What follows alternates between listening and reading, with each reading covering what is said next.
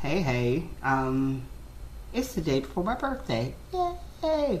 Anyway, today I had a wonderful writing workshop. I got to dust off random thoughts and musing and work on the language to make sure that I am being clearer than I was the last few times I did this workshop. But the one that I did, that was like one of the very first workshops I started developing years ago.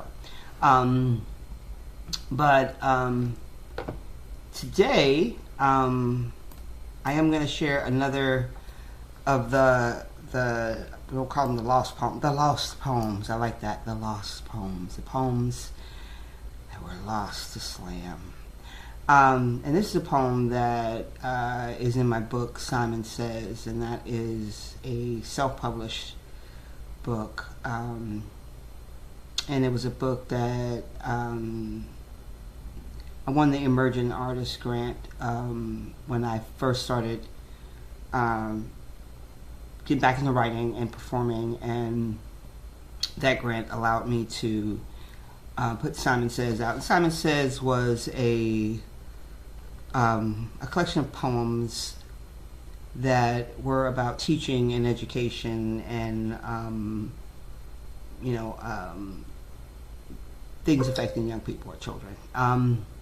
So the year that I was doing this poem, this thing, there was a lot of people that were passing school buses, and that's one of my I hate that. But there was this young girl, her name was Sukmaya, and I've never been able to actually tell the story of who I'm writing the poem for, because it is slam, and this is like the 2-minute poem, so it's like I don't even have a lot of the time anyway. So a 6-year-old Nepali refugee, Sukmaya Munger, was killed in August 2009 when a driver illegally passed a stop MARTA bus in DeKalb County, Georgia, striking her as she crossed East Ponce Leon Avenue. He drug her poor little body down the street. The driver, his name was Gregory Armwood, received only 30 days in jail, probation, and a suspended license in a 2010 plea deal. So she hadn't been in the country long. She was murdered, and the murderer basically received a slap on the wrist. And that's how I had it. Anyway. So I wrote her a poem. This is called A Poem for Sukmaya. Gregory.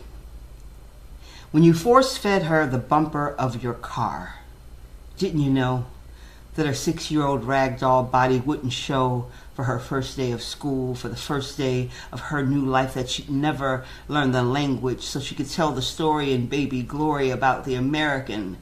In such a rush, her life got in his way, so he Lincoln navigated her out of it. In America, for 12 days, refugee camp born, exiled from a country that never knew her beautiful face but wanted her ethnically cleansed, she was penniless, baby-faced human, and her slight frame never stood a chance. Gregory, I wish you nightmares in a language you do not understand, clutching to bumpers in an effort to hold yourself upright, eyes wide open. I want you to see it coming.